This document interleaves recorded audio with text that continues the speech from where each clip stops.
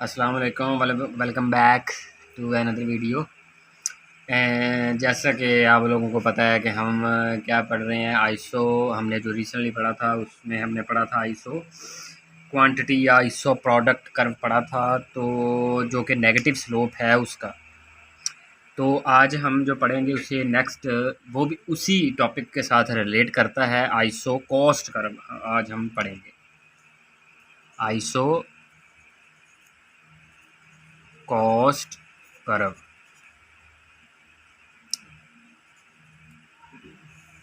Iso cost curve को आज हम डिस्कस करेंगे। तो ये जो टॉपिक है ये भी आइसो जो प्रोडक्ट है या आइसो क्वांटिटी है उसी टॉपिक से रिलेट करता है। क्योंकि वो अधूरा टॉपिक था तो उसके साथ ये वाला टॉपिक भी शामिल होगा। तो जो भी क्वेश्चन जब भी आएगा आइसो क्वांटिटी का, तो साथ में आपको ये भी लिखना पड़ेगा। तो फर्म के आमलीन का मौजू तरीन इश्तराक या लीस्ट कॉस्ट फंक्शन जो है मालूम करने के लिए हमें मसावी पैदावार के खतूत के साथ साथ वसाइल के ख़त की भी ज़रूरत पेश आती है। और इस ख़त की मदद से, क्योंकि हमारे पास वसाइल होंगे तो ही हम पैदावार करेंगे ना। अगर किसी फ़र्म के पास वसाइल ही ना हो, रिसोर्सेज ही ना हो, तो वो कैसे पूरी कर सकता है अपनी पैदावार को, कैसे वो बढ़ा सकता है। या कि जैसा कि हमने पीछे वाले टॉपिक में पढ़ा था कि कैसे वो पैदावार को बराबर कर सकता है, तो हमें वसाइल के ख़त की भी ज़रूरत पड़ती है। किसकी? वसाइल के ख़त की ज़रूरत पड़ती है।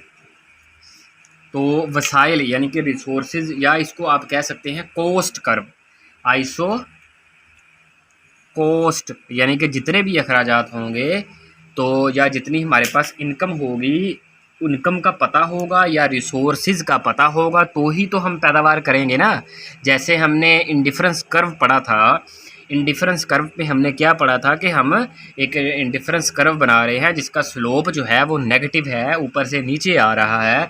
तो हम जब उस इंडिफरेंस कर्व जब हमने पढ़ लिया था, तो उसके बाद हमने बजट कॉन्स्ट्रेंट पढ़ा था जो हमें इनकम बताता था कि इनकम इतनी होगी तो हम इसके ऊपर ये वाली चीज़, इतने कम्बिनेशन या इंडिफरेंस कर्व फिर उसके ऊपर बनाएंगे। इसी तरह बिल्कुल जो आइसो कॉस्ट कर्व है ये भी बिल्कुल आइसो क्वांटिटी के साथ रिलेट करता है, और ये हमें बताएगा कि हमारे पास इतने रिसोर्सेज हैं फर्म के, और फिर वो इतनी चीज़ों की प्रोडक्शन कर रहा है या इतने मीटर कपड़ा वो तैयार कर रहा है। तो इस खत की मदद से आमलीन पैदाइश की वह मुख्तलिफ मकदारें मालूम की जा सकती है जो कि फ़र्म के महदूद वसाइल से हासिल की जा सकती है। ठीक हो गया। तो अब हम एक मिसाल का सहारा लेंगे। तो मिसाल हम यहाँ से लिखना शुरू कर देते हैं। मिसाल के तौर पर फ़र्म के पास कुल वसाइल 10,000 रुपये हैं। फ़र्म के पास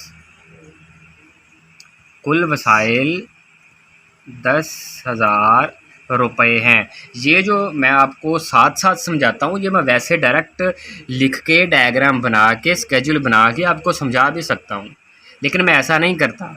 मैं आपको साथ साथ करवाता हूँ कि आपकी भी प्रैक्टिस हो, आपको पता चले कि डायग्राम कैसे बनती है, स्केड्यूल कैसे बनता है, इसको समझने में आपको ज़्यादा आसानी होगी। ठीक है।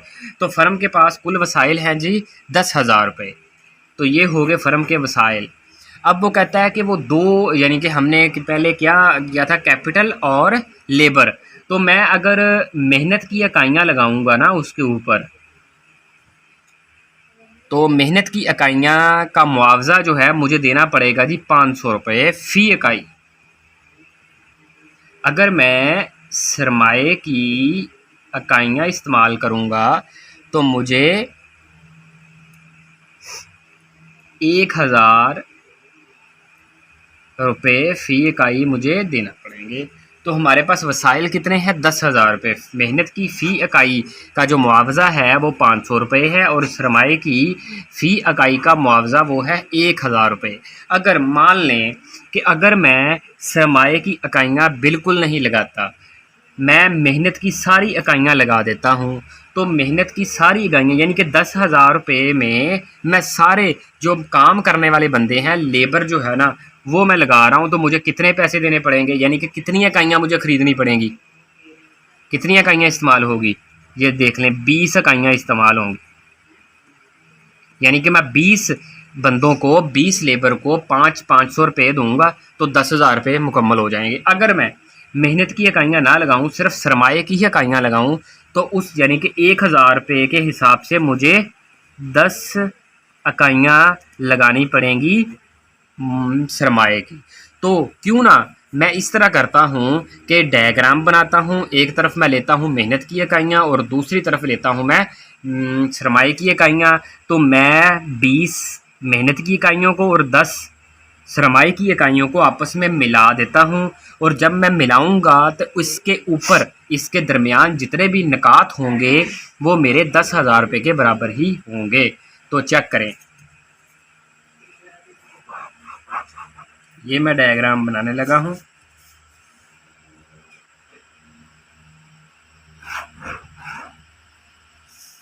एक्स वाई इधर आ गई जी मेहनत की इकाई, और इधर आ गई जी सरमाए की इकाई। तो इकाइयाँ मैं लिख लेता हूँ 2 4 6 8 10 12 14, 2 4 6 8 10 12 14, और यहाँ पर 2 4 6 8 10 12 14 16 18 20।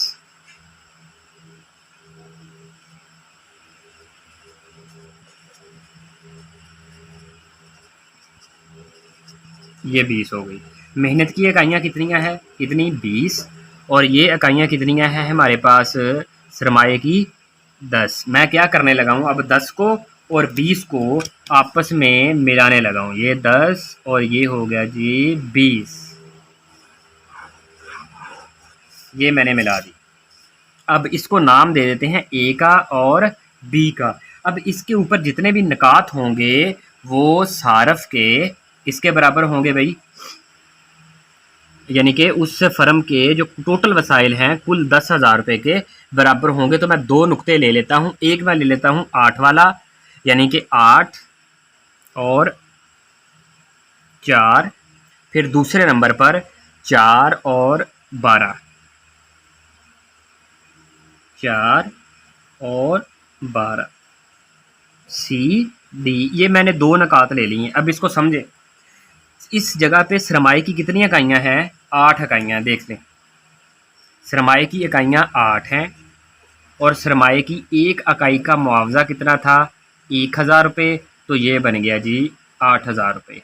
और उसी जगह पर मेहनत की इकाइयाँ कितनी थी, 4 रुपये, और एक इकाई का मुआवजा कितना था, 500। ये बन गया जी 2,000, और टोटल कितना हो गया,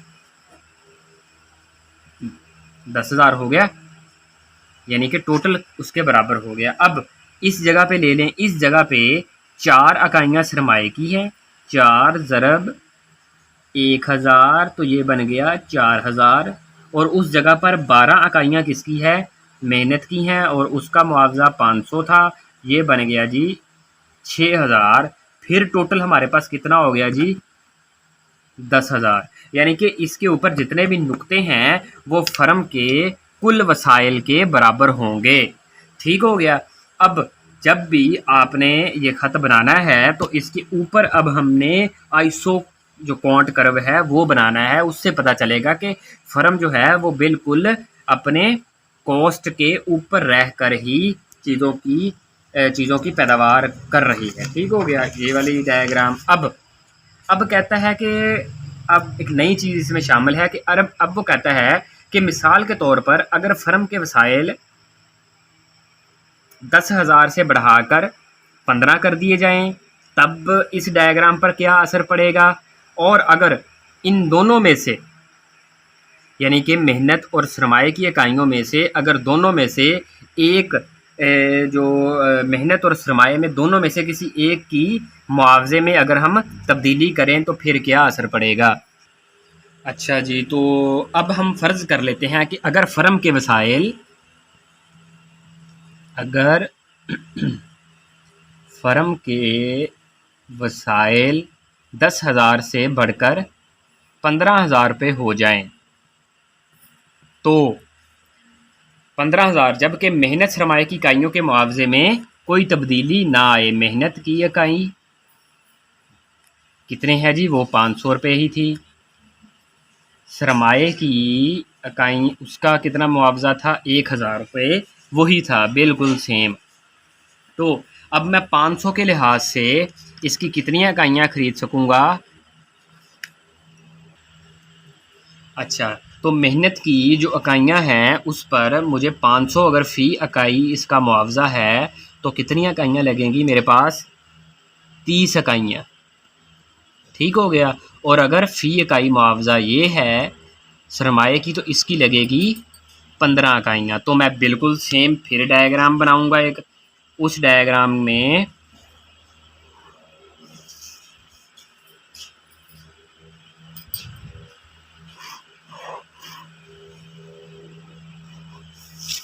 दो, 4, 6, 8, 10, 12, 14, 16, 18,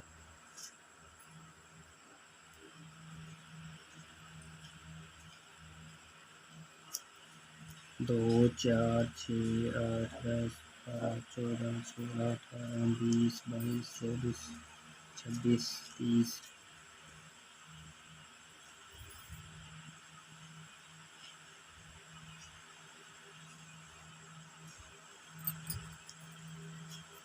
अच्छा जी, जो पहली डायग्राम है वो आपने लाजमी बनानी है। कौन कौन सी, जो हमने पहले बनाई थी, जो 10 और 20 को मिलाया था ना, वो आपने पहले बनानी है। 10 और 20 को मिलाएंगे, ये था ए और बी।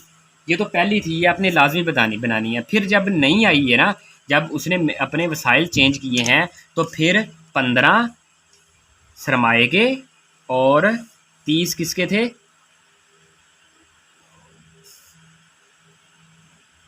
मेहनत के। ये देखें, मेहनत सरमाया। अब आपको ये मालूम होना चाहिए, अब आपको ये पता चल जाना चाहिए कि जब भी फ़र्म के वसाइल चेंज होंगे तो ख़त दोनों तरफ से चेंज हो जाएगा, यानी कि बिल्कुल शिफ्ट हो जाएगा ऊपर जान। ठीक हो गया। जब भी फ़र्म के वसाइल बढ़ेंगे तो ख़त ऊपर की जानब शिफ्ट हो जाएगा। एक चीज़, अब वो कहता है कि अगर हम ये भी फ़र्ज़ कर लें कि फ़र्म के वसाइल तो 10,000 ही रहें,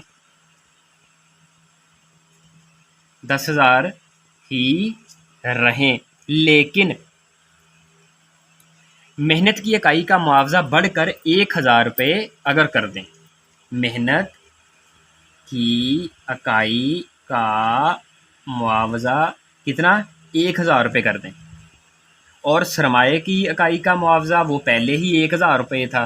तो अब दोनों ही, अब क्या होगा, सरमाए की और मेहनत की दोनों इकाइयाँ 10-10 ही वो ख़रीदेगा। तो हम अब क्या करेंगे, इसी ख़त के ऊपर 10 मेहनत की इकाई और पीछे जो पहले 20 खरीद रहा था, अब कितनी वो खरीद रहा है, 10। तो अब ये ख़त आएगा पीछे की जानब, ये वाली चीज़ पीछे की जानब आएगा, क्योंकि अब उसने मेहनत किया, मुआवजा बढ़ा दिया है। अब मैं 20 मज़दूर नहीं लगाऊंगा, बल्कि पीछे आऊँगा, 10 मज़दूर लगाऊंगा, क्योंकि मेरे पास अब वसाइल 10,000 रुपये थे। चूँकि मेहनत की इकाई का मुआवजा उसने बढ़ा दिया है, तो अब मुझे मेहनत वाली जो इकाइयाँ हैं वो कम लगानी पड़ेंगी, तो मैं पीछे की जानब आऊँगा। ठीक हो गया। अच्छा, ये इस आपको डायग्राम की समझ आई है कि नहीं आई है? अगर नहीं आई तो आप मुझे कमेंट्स में पूछ सकते हैं, कोई मसले वाली बात नहीं है। अगर दोबारा सुन लें, अगर फ़र्म के वसाइल चेंज होंगे तो ख़त दोनों तरफ से चेंज होगा। अगर किसी एक शय की इकाई का मुआवजा बढ़ गया तो वो आगे की जानब शिफ्ट नहीं होगा, पीछे की जानब शिफ्ट होगा, क्योंकि अब हमने उसे पहले 500 रुपये देना था, अब उसे हमने 1000 रुपये देना है। तो अब हम ज़्यादा मज़दूर नहीं लगाएंगे, पीछे की जानब आएंगे। तो ये आइसोकॉस्ट कर्व इसको कहते हैं। अब हमने इसके ऊपर ख़त बनाने हैं, किसके भला,